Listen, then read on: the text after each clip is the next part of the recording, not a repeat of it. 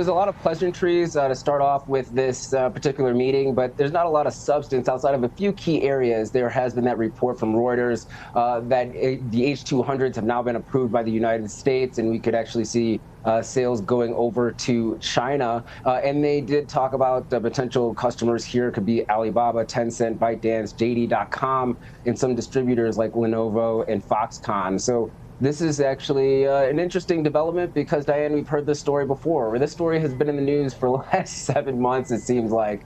But we get a little bit more details. It does appear that each customer that is approved can buy up to 75,000 chips. But we have not seen, once again, those shipments actually taking place. And we are still seeing that deal between the United States and Nvidia, where the United States will get a cut of the sales if these chips do get delivered. So we haven't gotten that confirmed yet by both parties, but that is a report that is coming out there. There's also another report that there could be a side tariff deal that does take place, around $30 billion worth of products from each country that could be identified as for having tariff relief that do not have national security implications. So that was something that also hit the headlines yesterday. $30 billion, I would say it's a little bit more of a gesture and symbolic more in nature than actually having a major impact when it comes to the U.S. economy or even the Chinese economy. But once again, a step moving forward here. But outside of that, we didn't see anything that really pushed the narrative forward that we are going to see greater and better relations between the U.S. and China. All right, shares of Nvidia moving higher off the back of the latest developments. And we've been seeing so much about President Trump, President Xi in the summit, which continues. And, you know, Jensen Huang is there and really pushing for those Nvidia chips. And so many of those other business leaders ready to do business in China while China invests in America. That's really a main language of the summit, at least in part. Yeah, good morning, Nicole. You know, there's big issues that the U.S. and China are talking about, like agriculture, right? The CEO of Cargill is there talking about grain sales. How about aviation? Boeing is there. How about markets and financials? Citigroup, Goldman is there. And then there's, of course, geopolitics. They're talking about Iran and they're talking about Taiwan, and they're tiptoeing around those sensitive topics. So they're also talking about tariff pauses. There's a lot going on, and you're just at the beginning. People that are starving for big headlines coming out of this, right now the headlines are who's there, right? But there's no real deals reported just yet, but they're going to start getting into the nitty gritty, and you should watch for those some of those details coming out. But you see the stocks moving. Nvidia is higher this morning on moves on potential sales of some chips to China and releasing. Remember, any sales of chips to China by Nvidia is extra and added on to what's going on. And remember, now we find ourselves 6 days away from their earnings. So that, you know, Nvidia is so in focus right now. But there's sensitive topics, and then there's business being done. And we live in interesting times right now. The delegation of the U.S. that's there, it's a who's who of business and finance and all things about the U.S. economy. It's pretty historic, Nicole. Oh, without a doubt. I mean, the Taiwan story is definitely part of the sticky conversation. I did also hear that President Xi does not think that the Strait of Hormuz should be a toll-paying, waterway. However, didn't really say much about what they may or say or not say to Iran, but is a believer that it is a free waterway. So I felt that was monumental, personally. I mean, it showed that they didn't support Iran stopping boats for tolls. I liked that a lot.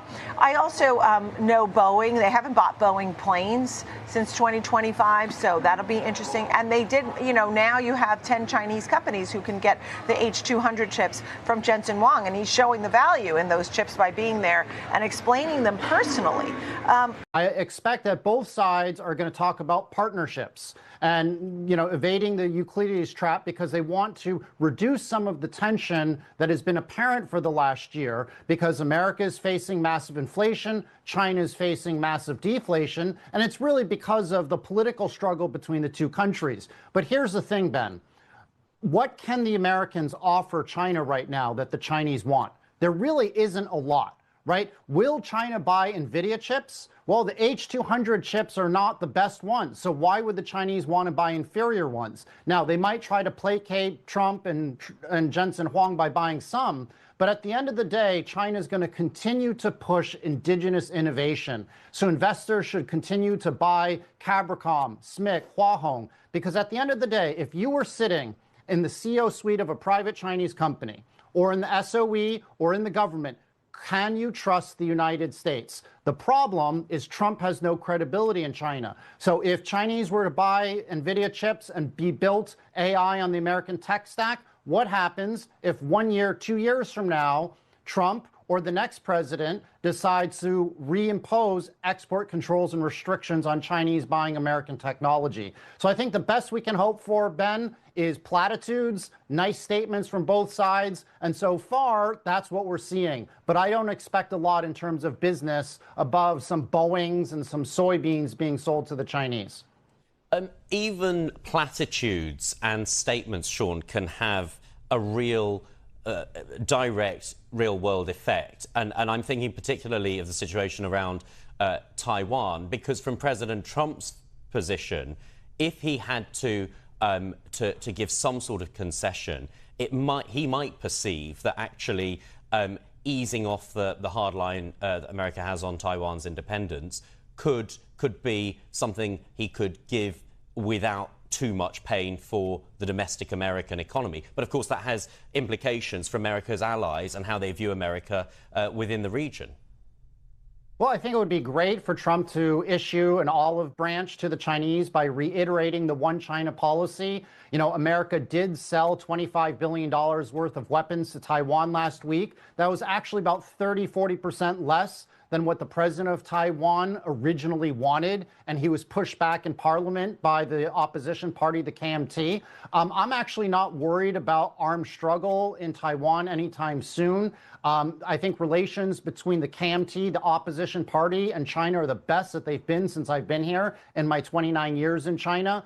The chairwoman of the KMT, Chung, actually visited China for 5-6 days last month, met with Xi Jinping himself, and she herself reiterated the one China policy.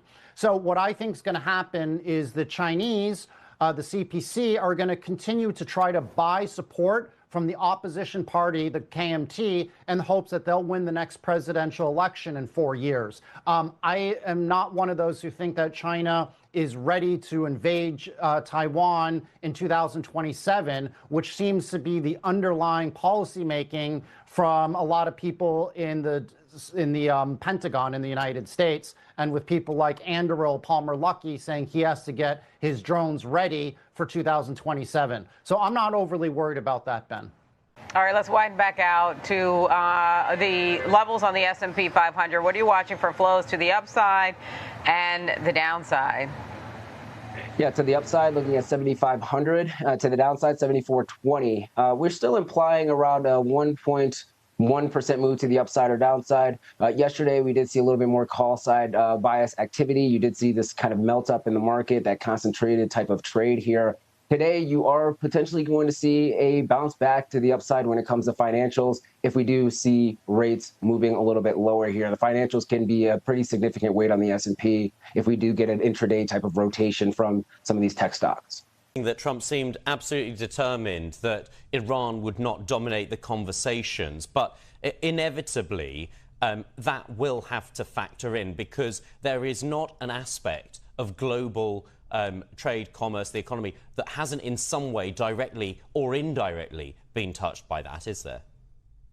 Yeah, exactly. I mean, you see the PPI went up 6.1% year over year in the United States. Trump is entering a midterm election soon, and he might get killed because Americans are tired of endless wars. Now, China, on the other hand, has definitely been better off than the United States and other countries in handling the energy crisis. Why? Because they've installed 2.5 terawatts of solar and wind power, which account for 20% of their energy needs. China's 84% energy independent. They're sitting on 28 billion barrels of oil in the Daqing oil fields. They actually lowered prices at the pump last week in China. And they also started re-exporting diesel and jet diesel to Vietnam and to the Philippines. So they're being a good actor, helping their neighbors in Asia.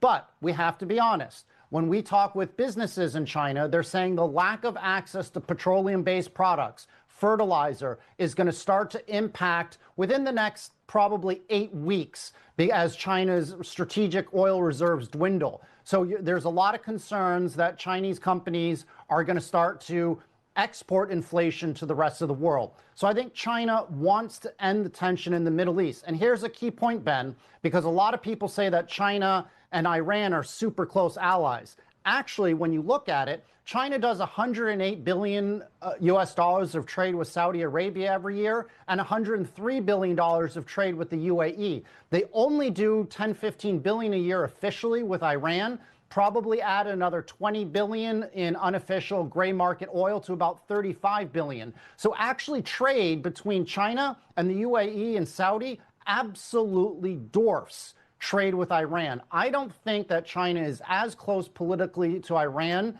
as people in DC think. They've sort of been forced to get close to Iran, and actually Russia for that matter, as a matter of survival, because Americans and the Western Europeans, the Chinese feel, have been putting a dragnet to contain, destabilize, and potentially even push for regime overthrow in Beijing. I think Trump and Xi can make a deal to end or work together to end the Iranian tension. Here's my take on what's happening right now in this market. Yesterday, we had this pause, right? And of course, listen, the hottest stocks in the world occasionally pull back, but it wasn't alarming, considering, again, that they just experienced the greatest 6-week sprint in history, particularly momentum, right? I've been talking about this momentum ETF for a while. It was created back in 2014.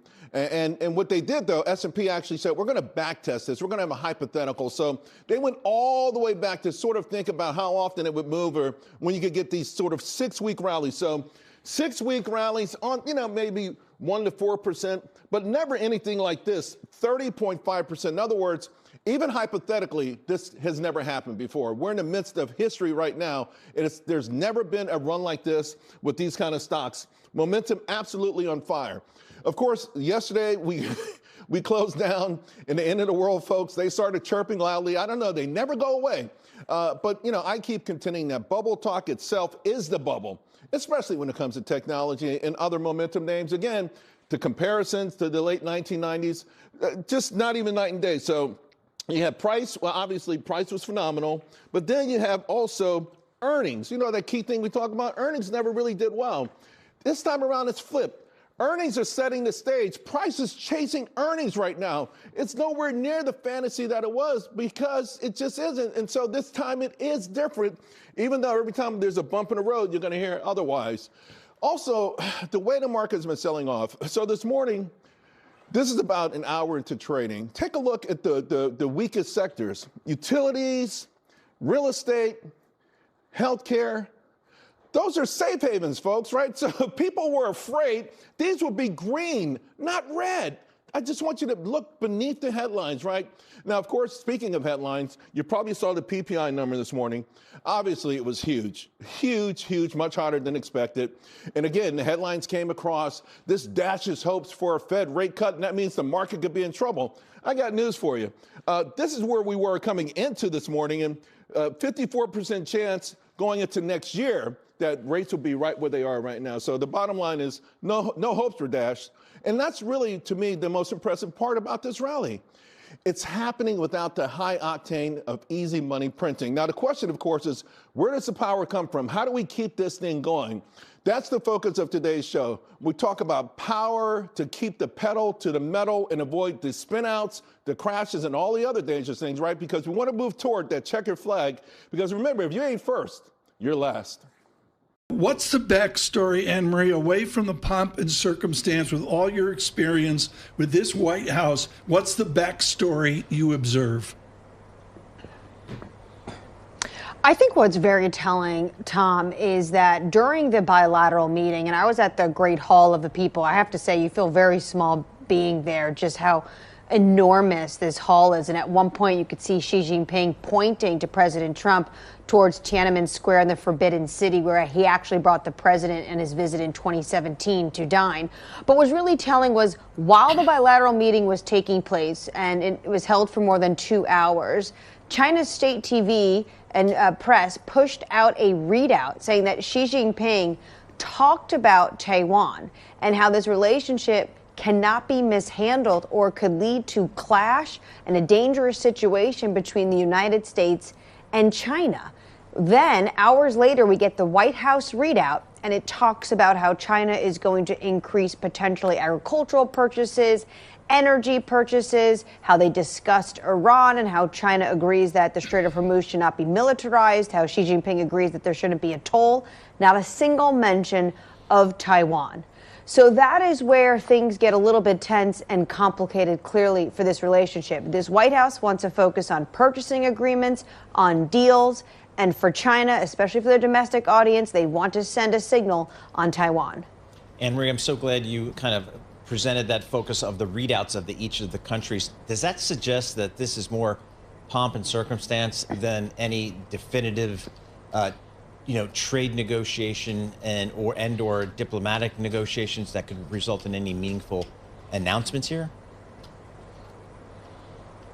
Well, it's definitely a step forward. I mean, can you imagine you'd see Xi Jinping and President Donald Trump both holding up glasses of champagne and giving a toast? A little more than a year ago, we were in really the depths of the tit-for-tat trade war with export controls, with sky-high tariffs, with the Chinese coming back at the negotiating table, really having a chokehold on rare earths. I don't think so. But at the same time, I think what this shows is that the United States doesn't want to be talking about Taiwan and upsetting the apple cart while they are in China. I think what's going to be very telling is what does the president say and what does the president do when he goes back to Washington? There was an $11 billion record sales in terms of arms sales to Taiwan that was signed off in December. Now, remember, Taiwan is still getting a lot of these arms that actually get to Taiwan are years delayed, but there was in December a massive package. There's another package that's in the docket. It is not unprecedented for any administration to hold off on signing through and greenlighting another arms sale ahead of a massive meeting with their Chinese counterparts.